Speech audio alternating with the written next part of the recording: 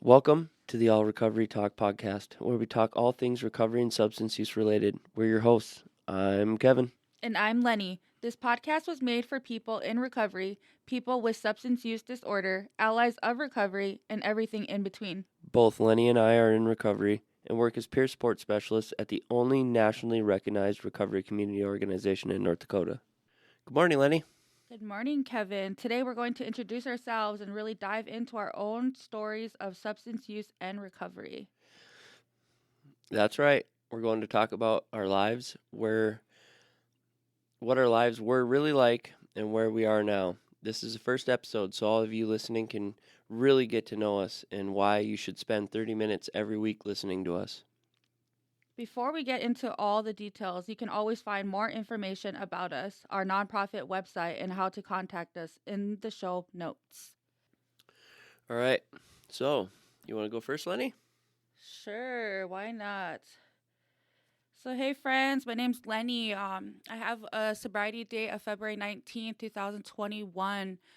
That gives me living this new beautiful life for about 3 years now, newfound life. I'm from the Cheyenne River Sioux Tribe Indian Reservation in Eagle Butte, South Dakota. It's a little town. A little bit about myself. I'm a mother of 4 children. Like, that's my main title, I think. Mother of 4 children. But yeah, my first experience with, let's see, what was it? Alcohol would have been my first experience. Well, about 14.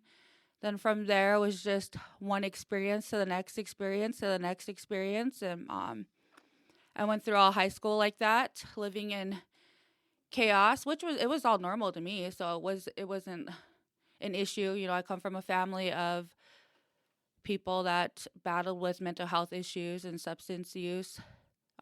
So it was all the norm for me. Like, down from when I was a baby, I was a cooler baby, you know. I was running to get beers out of the cooler for grandma and grandpa. I always remember I used to dread for the weekends to come because I just knew, like, what the weekends would bring. Like, my grandparents were very functioning alcoholics, but once the weekend came, man, they were off to the races. You know, not literally the horse races because I grew up on the racetrack, but literally, like, it was on from there. So yeah, like, I just lived my life like that all through high school. Eventually graduated high school, then decided to make the great move from South Dakota to North Dakota. Once I hit the city lights of Bismarck, North Dakota, I carried that lifestyle into my college life. Then I became a mother at the age of 20, and that didn't even stop me. You know, it was on for me. There was no stopping me. I was life of the party. Well, at least I thought. You know, like, I'm the type of drunk where I'm either crying or I'm fighting. There's nothing else. You know, that's just what you get. So yeah, I lived like that all through college. Graduated college. Had some more babies. You know, 4 kids in. Still living like that, and just the insanity of it. You know, I always wondered when I was in active addiction what life would be like sober. You know, I would wonder about it and, like, what my life could be like and stuff, but that was far as it went. You know, it was just a thought. I never really wanted to get clean or anything, because it was fun, you know. And, like, I used to think that I was just like this great freaking mother. In all reality, you know, I was really not a good mom. You know, like, I never put my kids' needs before my own needs. I did whatever my addiction wanted me to go, what it wanted me to do. You know, like, that's just the way I lived, and it worked for me. You know, for a long time. But whenever you live a life in chaos and insanity, and you live a reckless lifestyle, comes consequences. You know, so I had to deal with my fair share of consequences head on. You know, there's no getting out of my consequences. I had to deal with it.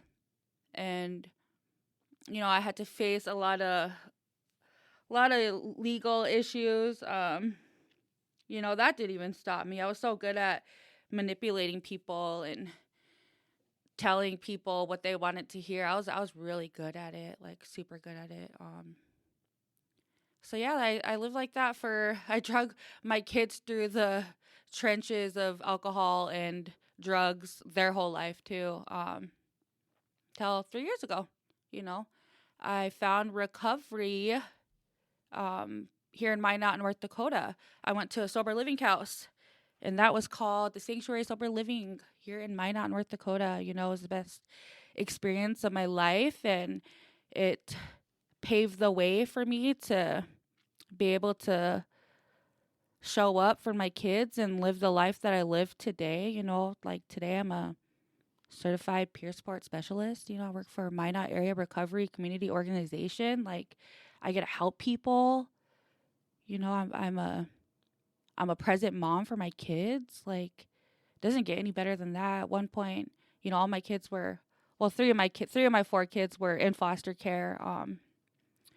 So I had to jump through the hoops of playing the system to get my kids out of foster care. And once I did that, had them for about 8 months, and I was right back to the races again, and back in jail, and new federal indictment, and all over again.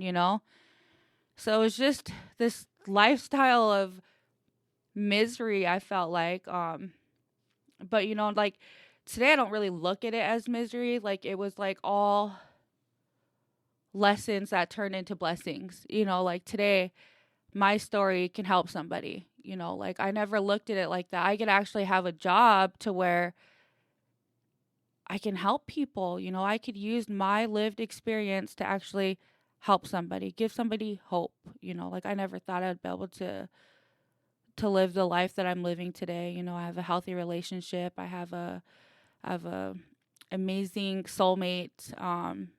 4 beautiful kids. This amazing job. I have wonderful bosses. I have a great support system. Like those are things I never had in the past. I'm just so used to so-called friends. Putting my kids on the back burner. Just toxic relationships.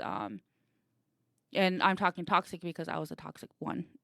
you know, I was always so toxic, but like, and then I found whenever I went to sober living, my recovery journey really started in a 12-step program. That's where I really learned so much, not just about my disease, but about myself. All these character defects that I had, and like the way that I lived, and it was all normal to me, but everything I've been through that wasn't normal. I'm sure we've all been there and we all live like that, but when you work a 12-step program, you're able to see these things and you get to see life through a whole different lens. And I'm so thankful that I was willing to be uncomfortable, because that's whenever the real growth really happens, is whenever you're truly uncomfortable and you put yourself in growing situations. And I was able to be around like-minded people and this loving and safe environment with other women that were looking for the same life that I was looking for, a lifestyle that we didn't even know existed. So like we were introduced to this whole new lifestyle, and at first when I got to sober living, I was super resistant. I did not want to be there. I didn't want nothing to do with it. I'm not going to do these stupid meetings. I'm not going to get this stupid sponsor and all these stupid things. And you know what? One day it was a spiritual awakening. I know it was. And one day I gave in. I surrendered. Like I can't keep living like this. I can't keep putting my kids through this, because I'd always ask myself, why does this keep happening to me? Why? When am I gonna hit rock bottom? Someone said, when you stop digging? you know, like I was constantly digging. I thought I'd hit rock bottom after rock bottom, but no, I wasn't done digging. But yeah, what it was for me, I just had to surrender. Like I can't live life on Lenny's terms anymore. Like that just gets me nowhere. At the end of the day, my plan sucks, right? Like our plan freaking sucks. We really don't know anything. We think we know everything, but really we don't know anything. But yeah, like 12-step program for me, sober living. all the things that they say will happen in your active addiction. It's jail, treatment, um, sober living. I'm so thankful that I'm not dead today. There's plenty of times where I overdosed and I could be dead today, but I'm not. And I use that as like a pillar in my life that, there's a reason why I'm alive today. There really is. And it's so I could shed hope to other people battling the same disease that I am. And this is truly a disease. And I never realized that. I just thought I was just born different.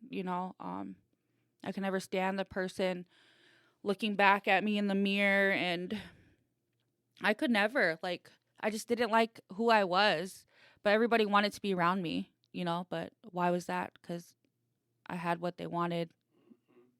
Like, I just thought I was so cool. But no, I could be cool today without drugs or alcohol.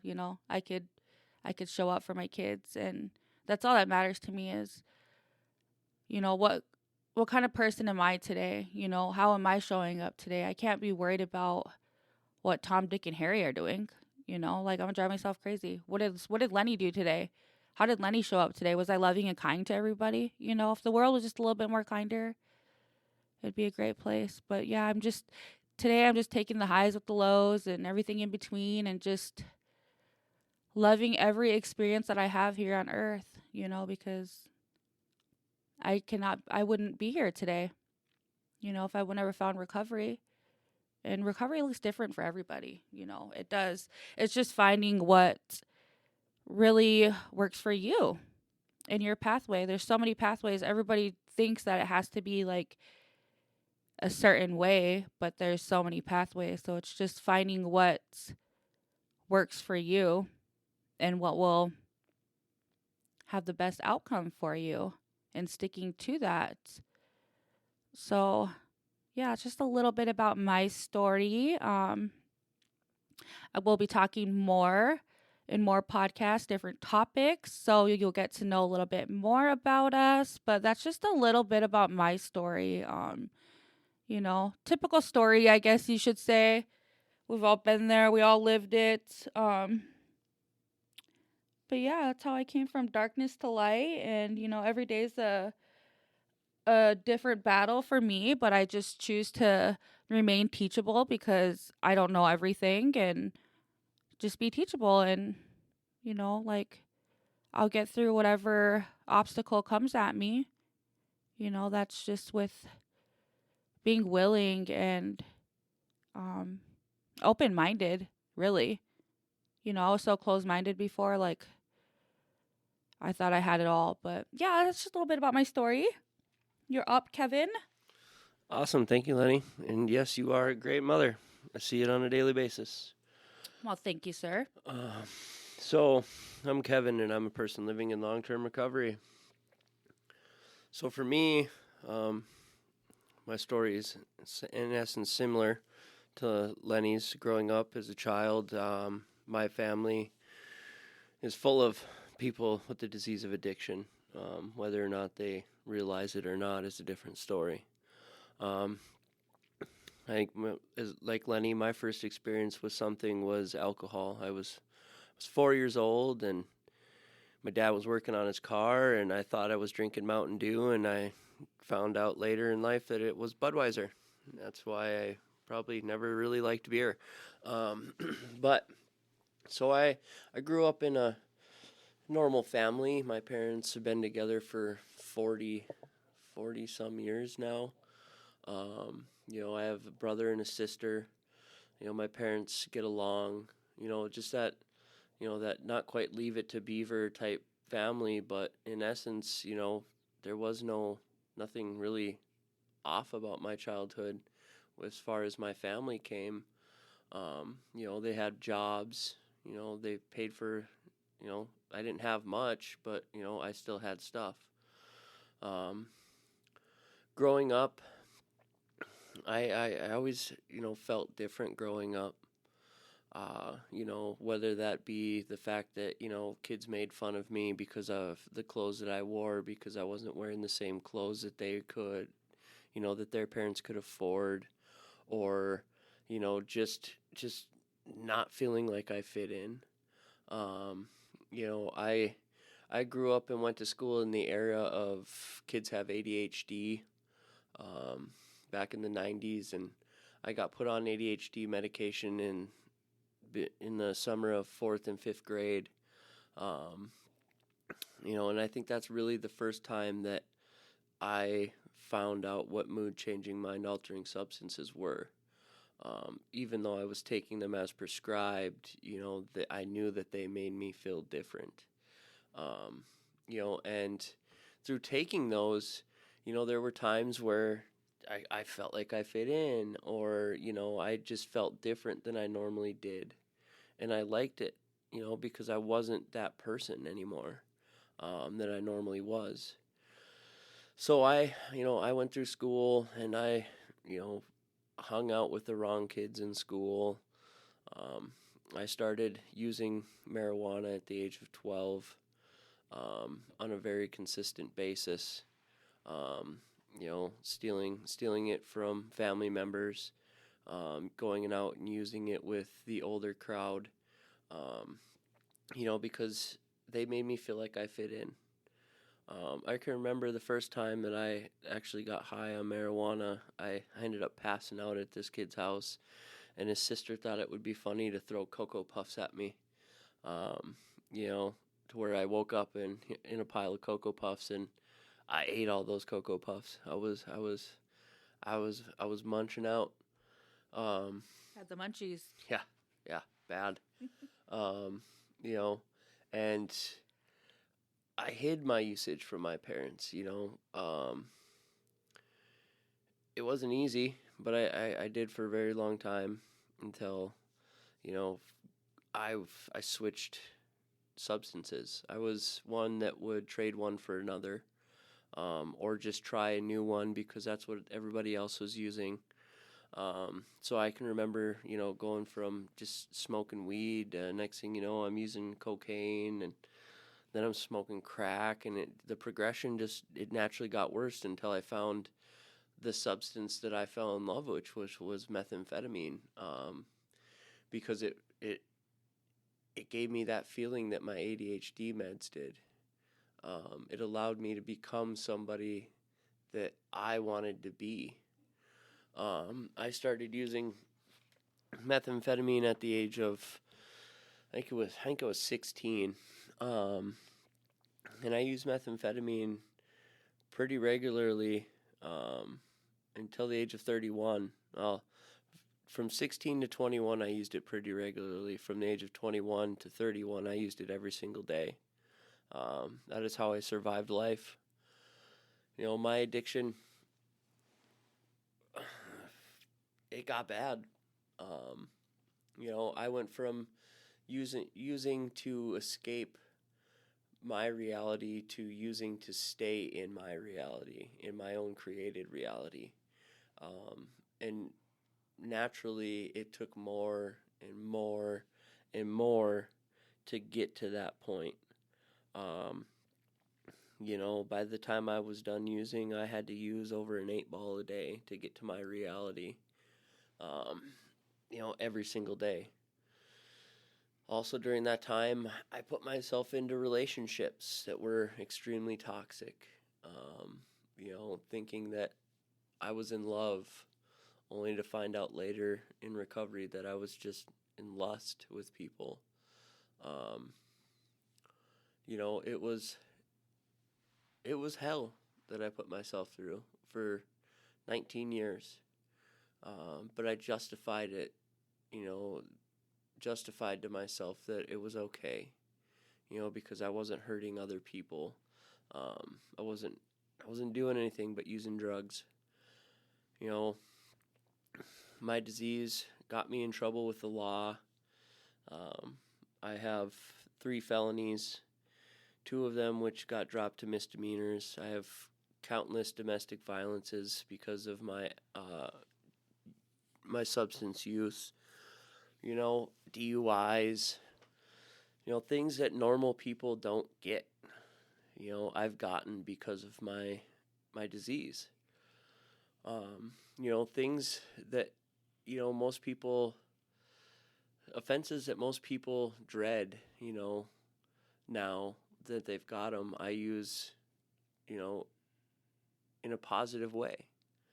That isn't to say that I still face consequences for those, when it comes to the way people look at me or trying to find housing or things like that.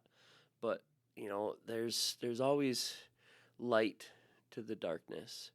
Um, so I, my family, of that's full of addicts, was something that was normalized when I was a kid. It was every Friday, Saturday, seeing them drinking. Like Lenny talked about bringing them beers, I was making them mixed drinks. Because while they played, what is it, whist, um, till 3 in the morning, and here's me, helping make Windsor Cokes, you know, taking sips while they're not looking, Um, so I grew up around it, that it was a normal thing that people used, so I thought it was socially acceptable. Today I know that, that's a bullshit lie, that using should be a sociable thing in order for you to be a part of something. Um, you know, I am a part of something today and I don't use, and that's a beautiful thing. Like Lenny talked about the fun that we get to have, is something that I didn't think was possible while I Fun was that we can remember too. that as well. That's my number one thing is that I remember what I did last night. Um, because of the way I grew up, I didn't think that it was possible to have fun, without using because I didn't see my parents ever having fun until Friday and Saturday. When they'd go out to the bar and they'd come home and they were laughing and enjoying themselves. So I thought that was how life was, is that I had to be messed up in order to have fun. So once I got to recovery, you know, I found very quickly that I could have fun without the use of a substance, changing the way that I thought, changing that perspective. That was the greatest thing is that I had fun early in recovery and I woke up the next day and remembered what it was that we did that night before. That really didn't happen for me because if I had fun, it was because I was messed up while I was using. So I really don't remember things like that like I can today. Um, Today, because of my recovery date is September 25th of 2017. Um, so I have almost 7 years this year, God willing. Um, I've found a different way to live through recovery. My recovery today is drastically different than my recovery when I first got here. When I first got here, I was a broken, very, very broken individual who did not know how to live life as an adult because, like I said, I started using at the age of 12, so I never really grew up from that. Some might say I'm still like 17 years old, um, the way I act sometimes, which it does check out. Um, but I'm working on that on a daily, trying to be better than I was the day before. Taking accountability for my actions, which I never did when in active addiction. It was always somebody else's fault. How dare you say that I caused this when it's clearly your fault? And they had no part in it because I didn't want to take that responsibility for my actions. I'm a certified peer support specialist. I'm also certified peer support specialist supervisor. I'm the program director here at Marco. So that's something I had to learn when I got in recovery. Having siblings and family members in active addiction is that, I cannot force recovery on them. I can be an example, and that's all I can be. I can love them from afar. I don't have to put myself into that type of situation where, I'm jeopardizing my recovery trying to, in essence, fix somebody. Yeah. So my my active addiction, back to the 3 felonies I got. So my 3 felonies were violent offenses that had a minimum mandatory of 5 years. And so my active addiction brought me to treatment for the first 2 that I had gotten. And I was going through treatment and using the whole time I was in treatment. And um, I was in a very toxic relationship at the time. And I I was clean. We decided to get clean. That old adage, we'll get clean together, and all that gravy, lovey-dovey bullshit in essence is what it ended up being. So we were clean for a couple of weeks, and I ended up finding some cellophanes that had some drug residue in it, and that's all it took for me to go back to using.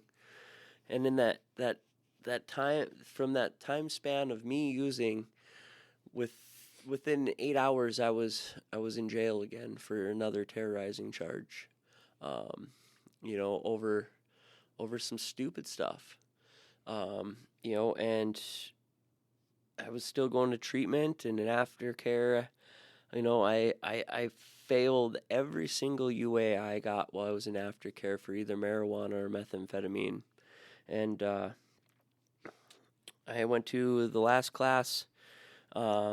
And I was like, hey, when do I graduate? And, the counselor tells me, it was funny you mentioned that, Kevin, because I'm actually discharging you because you're failing. You failed every UA that I've given you.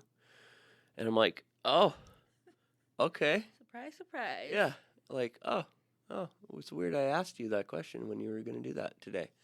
And so I go through group, and the door opens up, and here's my PO standing there, and he is not happy. I can remember the look on his face, and he's just like, just shaking his head at me, and I'm like, oh, this is not good. So I stay back in the group room, and he tells me that he's revoking my probation because I can't stay clean. And I'm like, well, what can I do about that? He's like, well, I'm just going to lay this out here for you. This is your 2 options. The state is resentencing you for your 2 charges, and they're putting in for max sentence, which is 5 years for each charge, and they're going to request the max charge for the third one. So 15 years at 85%. Or you can figure it out. And it's just like, what? Well, obviously I don't know how to figure it out. we are where we are, aren't we? And he's just like, well, it's up to you. You can either sit 85% of 15 years in prison, or you can work on figuring it out yourself. So I made the decision to, okay, I'll try and figure it out before the system figures it out for me. And so I went to treatment here in town in Minot, and I lasted a week. And because of some childhood trauma and me wanting to not be there, I left that treatment facility and I went out and used again. And as soon as I used, I knew I was riding that thin ice. I called my PO and I told him what happened and the situation with me leaving, and he says, well, you still have the option to figure it out for you. So I made the decision that, well, there's no other treatment centers here, and I called my buddy, happened to be at this treatment facility in Bismarck, and through talking to him, he's just like, dude, they got a pool table down here. They got all the food you can eat, and I'm like, bet.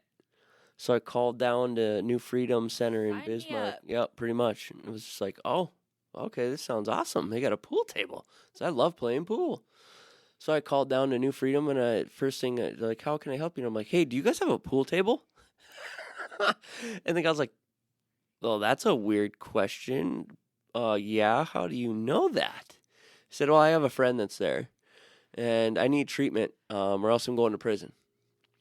And she's just like, okay, um, we'll have to do an eval. And so I got my eval done, and I went to treatment September 25th of 2017. And I haven't looked back since. That treatment facility changed my life. Those counselors, Shannon and Mike, man, they changed my life, my perspective. The fact that there was a routine at this treatment facility, that you will go to treatment this time to this time. You have this much time, and then you go to meetings 6 days a week. That was what I needed, was that routine, that structure. Because I mean, for 19 years, I didn't have structure of any kind. I grew up going to school, not going to school, juvenile probation officers trying to rip me out of bed to take me to school didn't work. So this structure, allowed me to work on me and not focus on outside influences. And it was there that I found 12-step fellowships. I can remember, once I was able to get my car, that as soon as treatment was done, I was going to 12-step fellowships for meetings from, I think it was like 3:45 until 9 o'clock. I never got to go to Cap City because it always started at 9:30, but I always heard these great things about it. And I did that consistently because the hope that I heard about in these rooms, the people that, had lives, something I didn't have. I didn't have a life, outside of using. It gave me hope. It allowed me to build a relationship with a higher power. And in that time of building a relationship with a higher power, I found a sponsor. I started working steps. My life started to change, to where today, I'm a totally different person. I'm not, to the point where I'm comfortable with who I am completely, but I'm a lot more comfortable than when I first got here. And that's what recovery is all about for me, is, being able to be okay with who I am, wholeheartedly, not just half-heartedly. I'm able to say, that I am a bisexual male. That is something that I couldn't say before I got into recovery. That was something that I used a lot over, was because of that. But I can say that today comfortably, that is who I am, because that's just how I was created. And I'm okay with that. Recovery has taught me a lot of things. The one thing that it has taught me, above all, is that I deserve to be happy, joyous, and free. And I do not deserve to be in pain and misery. Which is what I thought when I was in active addiction, is that this is who I'm destined to be, as the, the quote unquote junkie, that doesn't deserve to be breathing because I put needles in my arm, and how dare I do these things, as society says that stigma of addiction. I now know today that I can be more than that, and I also know that I can use my experiences through my active addiction, to work with individuals that are struggling to find recovery or are struggling in active addiction. That's why we're doing this podcast, is hopefully, that someone listens to this podcast and gains that hope that, well, if they could do it, why can't I? Because if I say, if what we talk about helps one person find recovery, we've done our job. Hopefully it finds a lot more than that. But for me, if it helps one person, that is one less person living in pain and misery. Because that one person can then in turn multiply, by helping somebody else, which then in turn they help somebody else, that domino effect. Like those that were in the program helped me find recovery. I'm now helping others find recovery. And it's extremely beautiful thing. So today's call of action is to follow us on Facebook,